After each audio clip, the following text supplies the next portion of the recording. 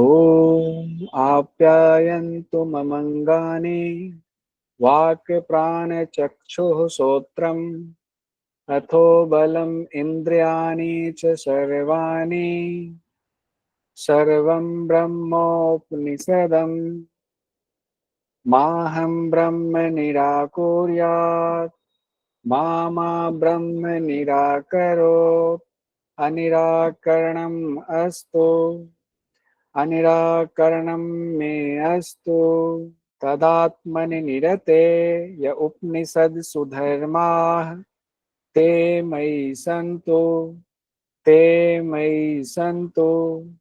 ओम शांति शांति शांति है।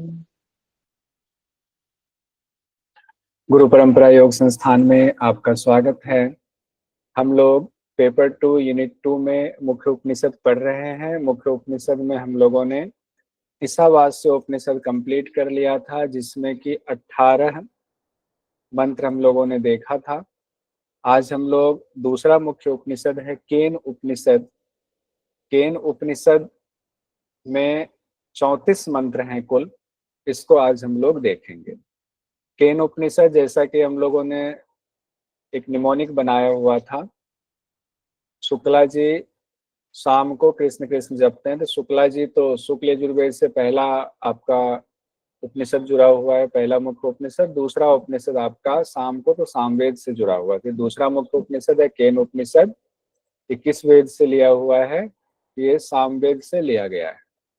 और सामवेद में चर्चा कहाँ पर है, तो तलवकार ब्राह्मण के अंतर्गत है, यानी कि ये उपनिषद ब्राह्मण ग्रंथ का भाग। तलवकार ब्राह्मण के अंतर्गत 9वां अध्याय है।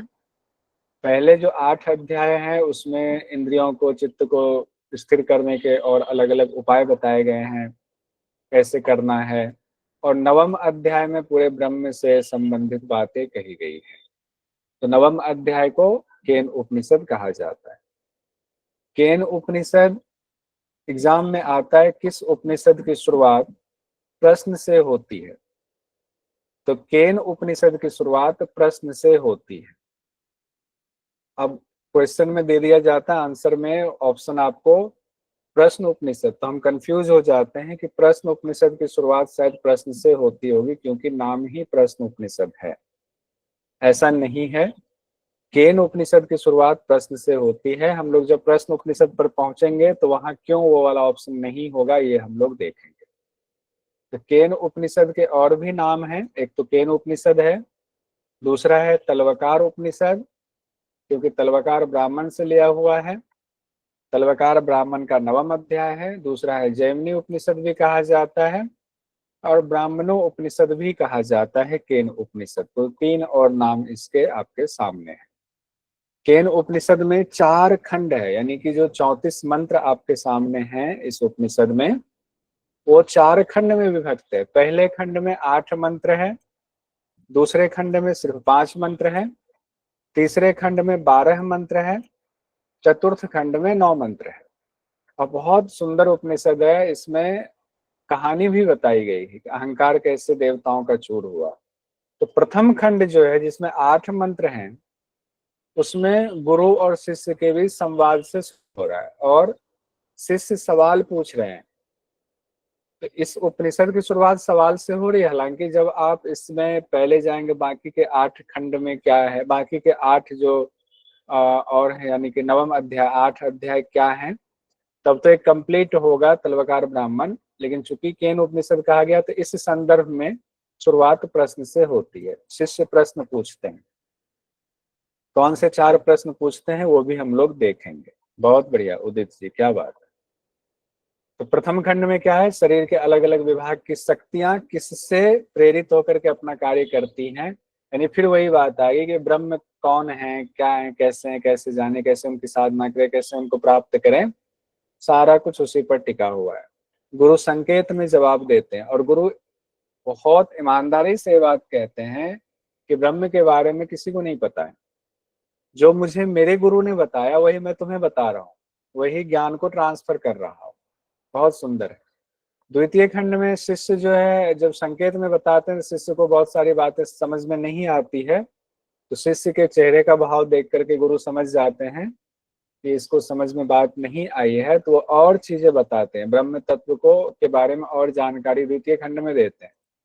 फिर लगता है नहीं शिष्य को और समझाना चाहिए, तो तृतीय खंड में एक कहानी सुना रहे हैं। एक कहानी की चर्चा है कि सब कुछ तो ब्रह्म की शक्ति से, अगर हम बोल रहे हैं तो ब्रह्म की शक्ति से। अगर मान लीजिए आपका कोई कार्य हो रहा है तो ब्रह्म की शक्ति की वजह से हो रहा है, ऐसे नहीं हो रहा है। तो ब्रह्म ने किस तरह अभिमान तोड़ा, तो देवताओं की कहानी है, देवताओं राक्षस का युद्ध हुआ, तो ब्रह्म की शक्ति की वजह से वो जीते, लेकिन वो अपनी शक्ति समझने लगे, तो वहीं अहंकार करने लगे, तो उनके अहंकार को तोड़ने के लिए यक्ष उपस्थित होते हैं। तो यक्ष अग्नि संवाद, यक्ष वायु संवाद की चर्चा है, बहुत सुंदर है। फिर इंद्र से उमा देवी का संवाद है, यहाँ पर तृतीय खंड कंप्लीट होता है। फिर उमा देवी चतुर्थ खंड में जो इम्पोर्टेंट परीक्षा की दृष्टि से है, ब्रह्म तत्व का उपदेश दे रही हैं। ये चतुर्थ खंड में इस तरह से केन उपनिषद कंप्लीट होता है। तो पहले तो समझाए जा रहे हैं, फिर जो है ब्रह्म के बारे में पूरी बात बताए, फिर ब्रह्म को कैसे प्राप्त करें ये भी बात बताया गया है। केन उपनिषद नाम कैसे पड़ा हुआ है, तो प्रथम मंत्र में केन शब्द आया हुआ है, इसलिए नाम पड़ा है। कैसे, देखिए, केने शितम पतति प्रेषितम मनः, केन प्राणः प्रथमः प्रयति युक्तः, केने शिताम वाचम वाचमिमाम वदन्ति, चक्षुः श्रोतम कौ देवो युनक्ति। ये तो यहाँ केन शब्द आने से वो कौन है, वो कौन है, वो ब्रह्म कौन है, केन उपनिषद नाम पड़ा हुआ है। पहले ही मंत्र में देखिए सवाल से ही शुरू होता है, ओम केने सितम प्रति पतति प्रेषितम मनः। ये मन किससे प्रेरित होकर अपना कार्य करती है, प्राण किससे प्रेरित होकर के अपना कार्य कर रही है, वाणी किससे प्रेरित होकर के वाणी बोल रही है, चक्षु और स्रोत आंख और कान किससे प्रेरित होकर के अपना अपना काम कर रहे हैं। तो कितने सवाल पूछे गए, कुल 4 सवाल पूछे जा रहे हैं। कितने सवाल हैं, 4। किसमें, केन उपनिषद हम लोग पढ़ रहे हैं, 4 सवाल की बात आ रही है। शुरुआत गुरु शिष्य के संवाद में है, गुरु शिष्य का संवाद है और 4 सवाल शिष्य पूछ रहे हैं। फिर से देखिए सवाल, किससे प्रेरित होकर मन अपने विषयों में लगता है, किससे प्रेरित होकर ये प्राण चलता है, किससे प्रेरित होकर के वाणी क्रियाशील होती है, किससे प्रेरित होकर के आंख देखने में सक्षम होती है, कान सुनने में सक्षम होती है। 4 प्रश्न हो गए, पहला मन से संबंधित, दूसरा प्राण से संबंधित, तीसरा वाणी से संबंधित, चौथा आंख और कान से संबंधित। ये 4 प्रश्न कई बार ये सीक्वेंस में पूछा जाता है, मन प्राण वाणी आंख कान, तो ये भी सीक्वेंस में आपको याद करना पड़ेगा। और कोई बहुत बड़ी बात नहीं है, जो पहले तरीका बताया है उसी तरीके से कीजिए। एक लाइन में इसका कहें कि पहले मंत्र में क्या कहा गया, किससे प्रेरित होकर मन प्राण वाणी आंख और कान अपना कार्य करते हैं। एक लाइन में यही बात पूछी जाए, वो कौन है। क्वेश्चन पूछा गया फरवरी 2023 में, जिन प्रश्नों के साथ केन उपनिषद प्रारंभ होता है उनके विषय हैं, विषय पूछ दिया गया। इसमें सीक्वेंस तो नहीं पूछा है, विषय पूछा है। श्वेत कृष्ठा रक्त हस्तपाद उदर, ये नहीं है। आवेग संवेग उद्वेग नहीं है। मन प्राण वाणी चक्षु एवं कर्ण की बात, स्रोत, तो ये दूसरा वाला सही है उत्तर। अब देखिए इसका जवाब क्या दे रहे हैं गुरु, 4 सवाल जो पूछा, 4 सवाल के क्या जवाब दे रहे हैं। पहला क्वेश्चन है, किससे प्रेरित होकर मन विषयों में गिरता है, तो जो मन का भी मन है यानी कारण है, उससे प्रेरित होकर के, ये गुरु कह रहे हैं। जो मन का भी मन है, मेरा मन है, मेरा मन कर रहा है अभी पढ़ाना है, किससे प्रेरित हुआ, तो मन के भी मन है, कोई शक्ति कंट्रोल कर रहे हैं। अब ऐसा तो नहीं कि पहले से ही सब कुछ फिक्स है, हमारे कंट्रोल में कुछ वाकई नहीं है, ये पहले से फिक्स है। कोई वहां कर रहा है कि हमें आज पढ़ाना है, 11 बजे नहीं पढ़ाना है, 12 बजे नहीं पढ़ाना है, ये सब पहले से फिक्स है क्या। ऐसा तो नहीं कि हमारे जो खान पान है, हमारे जो बाकी व्यवहार है, उसके हिसाब से बहुत सारी चीजें अपने आप तय होती चली जा रही है और हम सोचते हैं पता नहीं कौन करवा रहा है। तो खान पान का बहुत इंपॉर्टेंस, खैर उसमें नहीं जाते हैं। तो जो मन का भी मन है यानी कारण है, कारण शरीर, जो कारण है कौन है, ब्रह्म है। अब ब्रह्म शब्द नहीं आया हुआ है, लेकिन कह इशारों में यही बात रहे, इसलिए इशारों में जवाब दे रहे हैं। किससे नियुक्त होकर प्राण चलता है, जो प्राण का भी प्राण है यानी कारण है। जो प्राण के भी प्राण हैं, वही कारण है, उन्हीं से नियुक्त होकर चलता है। किससे क्रियाशील होकर लोग वाणी बोलते हैं, फिर गुरु कहते हैं जो वाणी की भी वाणी है, उन्हीं से प्रेरित होकर चलता है। किससे प्रेरित होकर आंख और कान अपना कार्य करते हैं, तो जो कान के भी कान हैं, आंख के भी आंख हैं, उन्हीं से प्रेरित होकर करता है। अब इस बात से शिष्य को शंका होने लगती है, अब क्या इसको क्या समझा जाए, कि कुछ और गुरु बताते तो अच्छा होता है, थोड़ा सा ही बताए। गुरु कहते हैं ज्ञानी जन उन्हीं को जान करके इस लोक से जाने के बाद अमृत को प्राप्त हो जाते हैं। उन्हीं को जान करके, उनको मतलब उस ब्रह्म को जान करके अमृत को प्राप्त हो जाते हैं।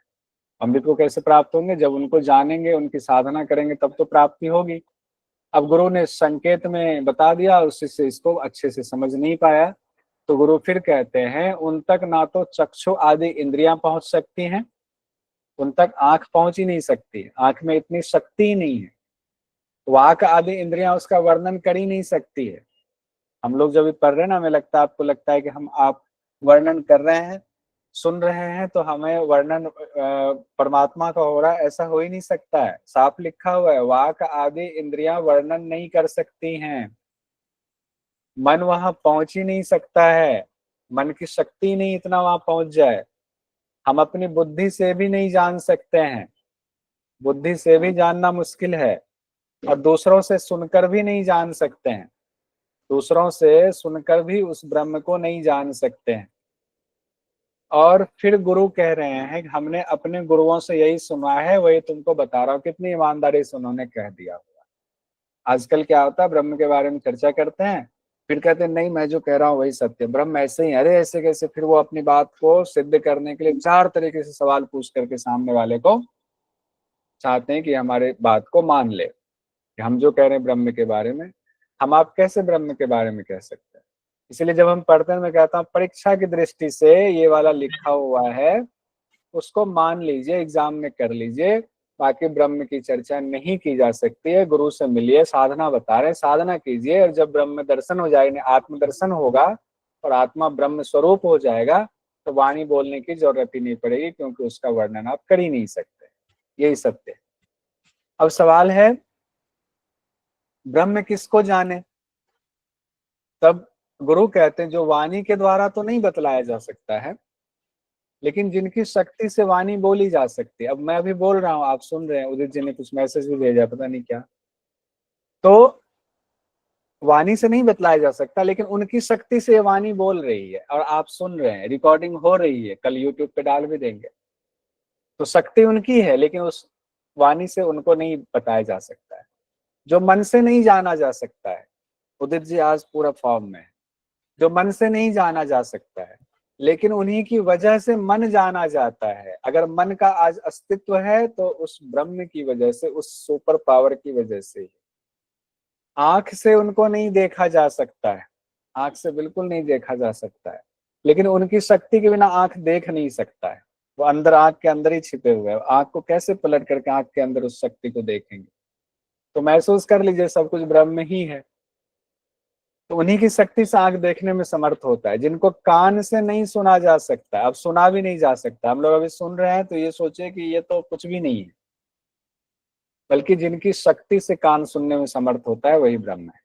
अब ब्रह्म के बारे में यहाँ इतनी बात हो रही है, फिर कहते हैं जो प्राण से भी नहीं जाने जाते हैं, बल्कि जिनकी वजह से प्राण क्रियावान है, उसी को तुम ब्रह्म जानो। प्रथम खंड यहाँ पर संपन्न होता है। प्रथम खंड में ये बात हुई, द्वितीय खंड में थोड़ा सा और क्लियर बताएंगे गुरु।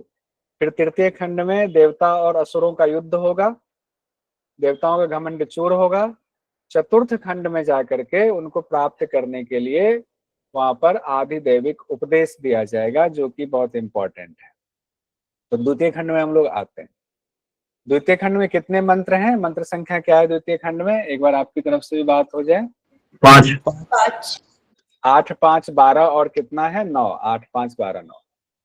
द्वितीय खंड की अब शुरुआत हो रही। द्वितीय खंड में गुरु कहते हैं, गुरु ने देख लिया कि संकेत से इसको बताया है, लेकिन बहुत कुछ समझ में नहीं आया है, कुछ कुछ तो समझ रहा है, ऐसा चेहरा देख के गुरु को लग जाता है शिष्य का।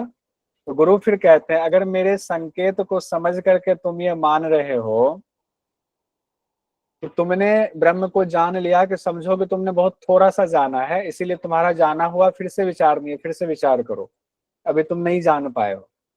तब शिष्य अपनी स्थिति बताते हैं कि मेरी स्थिति, गुरुदेव सुनिए कि मेरी स्थिति क्या है। तो शिष्य कहते हैं मैं ब्रह्म को जान गया हूं, ये नहीं मानता हूं, लेकिन यह भी नहीं मानता हूं मैं नहीं जानता। बीच में अटक गए हैं शिष्य, क्योंकि मैं जानता भी हूं नहीं भी जानता, वो बीच में अटके हुए हैं कि कैसे कहें कि नहीं जानते, क्योंकि गुरु जी ने इतना तो बताया, कैसे कहें कि जानते हैं, क्योंकि जानना तभी साक्षात हुआ ही नहीं। अब दोनों स्थिति में अटके हुए हैं। तब गुरु उसको, और जो कंफ्यूजन की स्थिति में पहुंच गया, द्वंद्व उनके मन में चल रहा है शिष्य के, तो गुरु कहते हैं ये जो मानता है कि ब्रह्म को वो नहीं जानते हैं, दरअसल वे तो ब्रह्म को जानते हैं। और जो जानने का अभिमान करते हैं मैं ब्रह्म को जान गया हूं, दरअसल ब्रह्म को वो बिल्कुल भी नहीं जानते।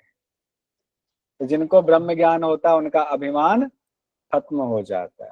लेकिन अगर हम अभिमान कर दे, आओ तुमको ब्रह्म के बारे में बतला रहा हूँ, ब्रह्म विद्या मुझे पता है, मैं तो बड़ा जो है यूजीसी नेट को पढ़ाता हूँ, मैं तो इतने उपनिषद पढ़ा हुआ हूँ,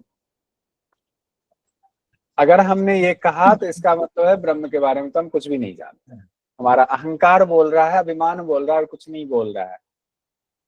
इस तरह शरीर के रहते उस रहस्य को अगर जान लिया, अब यहाँ शरीर का इंपॉर्टेंस कि शरीर क्यों मिला हुआ है ये बताया गया। ये शरीर क्यों मिला है इसका महत्व बता रहे हैं।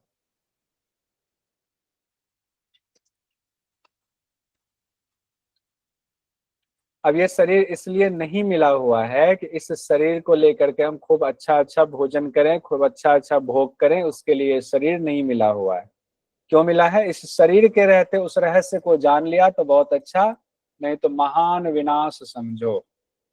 क्यों महान विनाश समझो? क्योंकि दूसरी योनि मिल जाएगी, मनुष्य योनि अगर मिली नहीं तो फिर घूमते रहो, फिर पता नहीं कब मनुष्य योनि मिलेगी, कब तुम्हें मुक्ति मिलेगी, सांप लटकाते रहोगे। फिर बुद्धिमान लोग उन्हें समझकर मृत्यु के बाद अमृत को प्राप्त हो जाते हैं। तो देखिए, माफी चाहूंगा, किसी भी कमेंट ऐसे नहीं करना चाहिए, इसे समझाने के लिए किया, मकसद नहीं था ऐसा। तो शरीर, जब ये शरीर मानव शरीर मिला ही इसलिए है कि हमें भोग करना है अनासक्त होकर के, ईशावास्य उपनिषद में कहा गया है, ताकि हमें मोक्ष की प्राप्ति हो जाए। अब तृतीय खंड जो बहुत सुंदर खंड है, जिसमें कि देवता और असुरों के युद्ध की चर्चा है, देवता और असुरों में कैसे युद्ध हो रहा है वो बताया गया है कि कैसे अभिमान तो रहा है। तो गुरु कह रहे हैं अपने शिष्य से, सुनो, एक बार की बात है, देवताओं और असुरों में वंस अपॉन अ टाइम वाली, वंस अपॉन अ टाइम देवता और असुरों में भयंकर युद्ध होने लगा। और देवता असुर का युद्ध तो चलता ही रहा है, जिस भी शास्त्र में पढ़ते हैं, हमारे अंदर ही देवता, हमारे अंदर ही असुर है, तो देवता असुर की लड़ाई अंदर भी चलता रहता है। लगा जैसे आकाश पाताल एक हो जाएगा। हमने एआई से कुछ तस्वीर बनाए थे, राक्षस लोगों के कैसे आंखें आंखें एकदम लाल लाल हो रखी, भीषण भयंकर हथियार चलने लगे, खूब युद्ध हुआ, द्वंद्व युद्ध हुआ, जम के युद्ध हुआ। और युद्ध के बाद देवता लोग जीत गए। यहाँ देवताओं की कुछ तस्वीरें ऐसी बनी हुई है, वेस्टर्न देवताओं की तस्वीर निकाल के दे दिया एआई ने। तो ऐसे देवता लोग जीत गए। अब पता नहीं देवता कैसे दिखते हैं नहीं दिखते हैं, वो तो हम लोग नहीं जानते हैं, जिन्होंने देखा होगा उनको पता होगा। लेकिन ये भी, इनको भी देख करके बड़ा सा अच्छा सा फील आ रहा है कि नहीं, ये दिव्य आत्मा जैसे लग रहे हैं। तो इनको हमने कहा नहीं, ये तस्वीर बढ़िया लग रही है, देवता है। तो युद्ध में देवताओं की जीत हो गई। जीत के बाद क्या होता है, हम लोग घमंड करते हैं, हम तो जीत गए। अहंकार आ गया देवताओं के अंदर। तो देवताओं के अंदर अहंकार आया तो सब जो है देवता लोग क्या करते हैं, मौज मस्ती में डूब गए, विजय प्राप्त करके विजय जुलूस निकालने लगे, एकदम स्वर्ग में जो है विजय पताका फहराने लगे। इंद्रदेव के उसमें जो है अब अप्सराएं नाच रही हैं, सब हाथ सजी हुए हैं, सब अपना अपना बखान कर रहे हैं कि फलाने जी ने, उदित जी ने इतने राक्षसों को मारा, देवता उदित जी ने इतनों को मारा, वायु देवता ने इतनों को मारा। अब ये बखान चल रहा है खूब, सब गर्व से फूले समारे अपनी अपनी बात करके, खूब क्या मैंने मारा। फिर दूसरे को होते खूब ताली बजा रहे हैं, अब खूब बढ़िया बढ़िया पकवान बनेगा, सब खाएंगे, अपनी अपनी शक्ति का बखान कर रहे हैं। अब ब्रह्म सोच रहे हैं कि ये तो गड़बड़ बात है, अगर देवताओं को ही अहंकार हो गया तो फिर इस धरती का क्या होगा, हमारी सृष्टि का क्या होगा, ये तो अच्छी बात नहीं है। अब इसलिए नहीं है तो इनका अहंकार तोड़ना चाहिए। तो ब्रह्म हमारा आपका अहंकार तोड़ने के लिए भी उपस्थित होते हैं। हमारे अंदर आपके अंदर भी तो देव है ना, अग्निदेव, वायुदेव, सारे देव हमारे आपके अंदर भी हैं, उनकी शक्ति मौजूद है।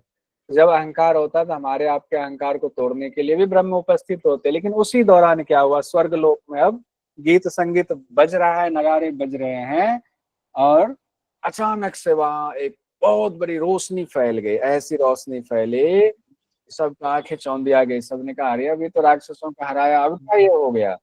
देखा तो वहां एक दिव्य और भयंकर रूप वाले बहुत विशाल यक्ष जो है, यक्ष योनि वहां खड़े हो गए। एक मैंने यक्ष बोला, वही को निकाला तो उन्होंने ऐसा सा यक्ष निकाल के दिया हुआ। और मैंने एक ज्योति का निकाला, और एकदम ज्योति फैल गई, यक्ष वहां प्रकट होने लगे एकदम से। उस ज्योति में दिखाई नहीं दे रहा है क्या है। सब देवता लोग चर्चा करने लगे, क्या करें क्या करें। हम लोग जानिए तृतीय खंड में पढ़ रहे हैं, केन उपनिषद में पढ़ रहे हैं। तो वहां देवता लोग चर्चा करने लगे, पता लगाया जाए क्या मामला है। तब हम लोग जश्न तो मना ही रहे हैं, अभी ये कोई नुकसान तो पहुंचा नहीं रहे, कुछ युद्ध भी नहीं कर रहे हैं, कुछ ललकार भी नहीं रहे, कुछ बोल नहीं रहे हैं कौन। सब देवताओं ने कहा कि अरे सब जाके क्या करें, कोई एक दो आदमी जाके पता करके आ जाओ क्या मामला है, कोई संवाद लेकर के तो संवदिया टाइप में चले जाओ। तो देवताओं ने अग्निदेव से कहा कि हे अग्निदेव, आप जाइए और पता लगाइए दिव्य यक्ष कौन है, क्या मकसद है इनका, क्यों आए हुए हैं यहाँ पर, क्या कुछ खास मकसद है। अग्निदेव जो है अभी तो युद्ध में जीते हुए थे, पता नहीं कितने राक्षसों को जलाकर भस्म किया हुआ था, अपनी शक्ति पर घमंड था ही। अकर करके लाल होकर के यक्ष के पास पहुंच गए, एकदम लाल लाल दिव्य पिंड होकर के। अगर कुछ नहीं बताया तो यक्ष को ही जला देंगे। जैसे ही वहां पहुंचे, ये क्या पूछेंगे, यक्ष इनसे सवाल पूछ दिए, तुम कौन हो भाई। अब इनकी जो है और क्रोध अग्नि बढ़ गई। अरे ये तो हम ही से सवाल पूछ रहे हैं, तो आए हुए थे अभी ताव में तमक करके, और इन्हीं से सवाल पूछ दिया गया तुम कौन हो। अब लो, अब तो मामला उल्टा पड़ गया। लेकिन अभी तो अग्निदेव कहाँ मानने वाले हैं, अभी तो अहंकार से भरे पड़े हैं। तमक करके बोले मैं तो अग्निदेव हूँ, प्रसिद्ध अग्निदेव, नहीं जानते तुम मुझे। मतलब ऐसे उन्होंने कहा, मुझे पूरी दुनिया, पूरा संसार, पूरी सृष्टि जानती है, तुम ही नहीं जान रहे हो मुझे, तुम कौन हो भाई। ऐसा पूछा नहीं उन्होंने, अपना बखान करें, मैं प्रसिद्ध अग्निदेव हूँ, मुझे लोग जात वेदा कहते हैं। जात वेदा, यहाँ शब्द आया हुआ एग्जाम की दृष्टि से महत्वपूर्ण कि जात वेदा किनके लिए इस्तेमाल किया जाता है, अग्नि। अग्निदेव के लिए। और मातृस्वा आएगा वायुदेव के लिए इस्तेमाल किया जाता है। तो मुझे ही लोग जात वेदा कहते हैं। यक्ष ने कहा अच्छा आप जात वेदा हो, जैसे कि अनजान बन करके यक्ष ने पूछा। यक्ष तो ब्रह्म है, उनको सब पता था। वेदा हो, आप करते क्या हो वैसे आप। अब लो, अब तो और गुस्सा हो जाएंगे अगर उदित जी को बोले आपको, मैं उदित जी जानते नहीं, इस गांव में मैं रहता हूँ, और मैं अपने जो है जितने लोग गलत करते मैं उनको तो मुंह पे सुना के आ जाता हूँ। अच्छा करते क्या हो आप, अरे आप जानते नहीं मैं क्या करता हूँ। अब अग्निदेव को गुस्सा आ रहा है। अग्निदेव ने गुस्से में बोला मैं चाहूं तो पल भर में पृथ्वी को, जो उस पर जो कुछ है सबको जलाकर राख कर दूं, भस्म कर दूं, सब कुछ भस्म कर दूं, यही हूं मैं। अब बताओ। अब ये तो यक्ष है ना, ब्रह्म है, वो तो बड़े शांति से पिन चुभा रहे हैं कि अहंकार जो है पिन चुभाए, अहंकार खत्म हो। इतने पर भी यक्ष नहीं माने। यक्ष ने कहा ठीक है, एक काम करो, ये सूखा तिनका, कहाँ तो वो कह रहे हैं पूरे पृथ्वी पर सबको जला के भस्म कर देंगे।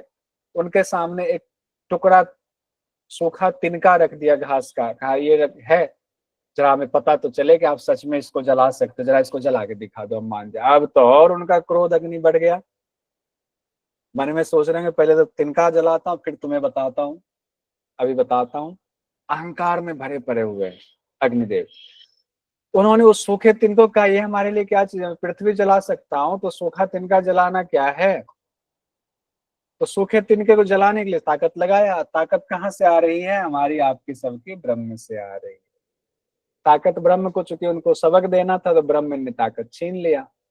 और लगाओ शक्ति जितनी लगानी, पूरी शक्ति लगा रहे। अरे तिनका जला क्या, उसमें धुआं तक नहीं निकला, धुआं भी नहीं निकल रहा, जलना तो दूर की बात है। वो सोच रहे हैं क्या हो रहा है, सारी ताकत लगा दी और ताकत लगा दिया। सूखा तिनका जला ही नहीं, तिनका भी नहीं जला जो पृथ्वी को भस्म करने की बात कर रहे हैं। अब जब नहीं जला तो उनको समझ जाना चाहिए था कि कुछ तो बात है, क्या हो गया। तो उनको ये बात समझ नहीं आई। वो तो सोचे कि अच्छा, तो ये तो हमारे सामने दुश्मन खड़े हैं, इनके सामने हम हार गए, ऐसा कैसे, अब दूसरे देव आएंगे। तो वो वहां से जो है चले गए, मुंह लटका के चले गए। लेकिन उन्होंने कुछ पूछा नहीं, या उनका अहंकार खत्म अभी भी नहीं हुआ है। उनको दुख हो रहा है अपने ऊपर, क्या हो गया। वो सोच रहे हैं कि मेरे शक्ति को क्या हुआ, मैं फिर से जगाऊं, क्या करूं। लेकिन कुछ काम नहीं कर रहा, मुंह लटका के बेचारे चले गए। अब वापस चले गए तो देवता लोगों ने देखा अग्निदेव आ गए। अग्निदेव क्या हुआ, अब क्या जवाब दें। तो मुंह नीचे लटका हुआ, सब समझ गए। अच्छा अच्छा, कोई बात नहीं, बैठिए बैठिए, सांत्वना दे रहे हैं। बाकी देवता उनको सांत्वना दे रहे, कोई बात नहीं कोई बात नहीं, रुकिए। अब क्या हो रहा है कि अब बाकी देवता लोग परेशान हो रहे हैं, क्या किया जाए। अग्निदेव तो कुछ बोल ही रहे हैं, चुप है, नहीं बोल रहे हैं, मतलब समझ जाओ मौन का मतलब। तो वायुदेव का ध्यान आया, कहा वायुदेव को भेजा जाए, शक्तिशाली वायुदेव है, सबके प्राण है ये, इन्हीं को भेजा जाए। वायुदेव भी, अच्छा कोई बात ना अग्निदेव, कोई नहीं, हम है ना। अरे भाई आपका है, आ रहे हैं। अब वायुदेव वहां जा रहे हैं। वायुदेव भी जैसे पहुंचे, यक्ष ने वही फॉर्मूला अपनाया, आप कौन हो। अब लो, इनका भी गुस्सा सातवें आसमान पर पहुंच गया। इन्होंने भी तमक करके बोला कि मैं प्रसिद्ध वायुदेव हूँ। प्रसिद्ध जैसे बोला, मतलब कि मुझे तो सब जानते हैं ना, मैं तो प्रसिद्ध हूँ। ऐसा थोड़ी नहीं, आप कैसे नहीं जानते हो, मैं मातृस्वा नाम से जाना जाता हूँ। तो यक्ष ने फिर वही सवाल कि आप करते क्या हो।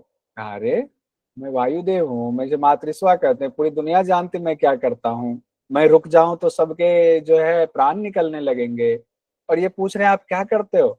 इतना ही नहीं पूछा, आपका सामर्थ्य क्या है। कहा, अरे मेरे सामर्थ्य की बात कर रहे हैं।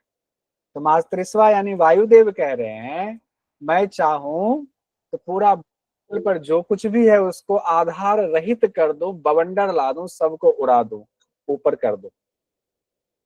तो यक्ष ने एक तिनका, वही तिनका रख दिया।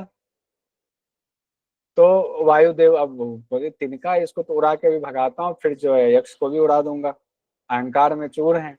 तो वायुदेव लेकिन उस तिनके को भी हिला नहीं पाए। क्यों नहीं हिला पाए, क्योंकि सारी शक्ति यक्ष रूपी ब्रह्म ने छीन लिया। उनकी भी वही गति हुई जो अग्निदेव की गति हुई थी, वो भी मुंह लटका कर लौट आए। अब जब दो बड़े योद्धा गए जो जिनसे कि काम नहीं बना, तो इंद्रदेव ने कहा रुकिए, अब बाकी कोई देव नहीं जाएंगे, मैं ही जाता हूं। तो इंद्रदेव पहुंच गए। इंद्रदेव सबसे अहंकार में थे क्योंकि देवताओं के राजा हैं। बोले कि अब मैं ही जाता हूँ, आप लोगों से नहीं हो। कहते हैं ना, दो तीन लोगों को भेजा अपने मंत्रियों को, दो मंत्री फेल हो गए, बोले अब किसी को नहीं भेजे, किसी से नहीं हो, मैं ही जाता हूँ। तो मतलब अहंकार ज्यादा हो गया। तो वो वहां जैसे ही गए, ऐरावत पर सवार होकर इंद्रदेव वहां पहुंचे, तो वहां यक्ष गायब हो गए। जो ब्रह्म रूपी यक्ष थे वो गायब हो गए, और उनकी जगह पर उमा देवी उपस्थित हो गए। तो क्योंकि ब्रह्म तो आए हुए थे बस उनका अहंकार तोड़ने के लिए, उनको थोड़ी था कि सबको पराजित करना, सबको बेइज्जत करना है। बोले दो तो हमने डेमो दिखा दिया, अब तीसरे में देव ही आ गए हैं, देवों के देव, अब इनको जो है ज्ञान दे दिया जाए। तो ज्ञान खुद से क्या दें। उन्होंने उमा देवी को भेज दिया। उमा देवी मतलब हिमाचल कुमारी भी कहा जाता है, माँ पार्वती। तो उमा देवी को भेज दिया वहां पर। उमा देवी वहां प्रकट हो गई और ब्रह्म वहां से गायब हो गए। तब इंद्र ने उमा देवी से पूछा, हे देवी, वो यक्ष कौन थे जो यहाँ पर मौजूद थे, मेरे आते ही वो गायब हो गए, क्या रहस्य है ये। यहाँ पर आपका तृतीय खंड कंप्लीट होता है। तृतीय खंड में कितने मंत्र थे, 12 मंत्र। 12 मंत्र थे। 12 थे सर। अब चतुर्थ खंड में आते हैं। चतुर्थ खंड में कुल 9 मंत्र हैं। 9। 9 मंत्र, ठीक है, 9। अब चतुर्थ खंड में उमा देवी उनको बताएंगे कि भाई तुम लोगों का अहंकार तोड़ने के लिए यहाँ पर ब्रह्मदेव उपस्थित हुए। ब्रह्मदेव उपस्थित हुए थे किस लिए, अहंकार तोड़ने के लिए। तो उमा देवी ने कहा, हे वे परब्रह्म परमात्मा हैं जो यहाँ उपस्थित हुए थे यक्ष के रूप में, और वो तुम लोगों का घमंड तोड़ने के लिए आए हुए थे। क्योंकि हे इंद्रदेव, देवताओं की विजय देवताओं की शक्ति से नहीं हुई, देवताओं के अंदर जो शक्ति है वो ब्रह्म की शक्ति है। और आप लोग इस बात को भूल गए और अपनी महिमा का गान करने लगे और अहंकार में डूब गए थे, इसीलिए वो आए हुए थे। और उन्होंने अग्निदेव और वायुदेव की शक्ति छीन ली, तो दोनों कुछ भी नहीं कर पाए, लाचार विवश हो गए। अब इंद्र को तब जा करके ब्रह्म ज्ञान का एहसास हुआ कि हम लोग क्यों जो है अहंकार में डूब गए। और इंद्र को एहसास हुआ तो हम लोगों से बहुत बड़ी गलती हुई, घमंड टूटा उनका। तो यहाँ पर 3 देव ऐसे हुए जो आए, पहले अग्नि, फिर वायु, फिर इंद्रदेव। अग्नि को जाता है, वायु को मातृत्व कहा जाता है, बस। और इंद्रदेव तो देवों के देव हैं।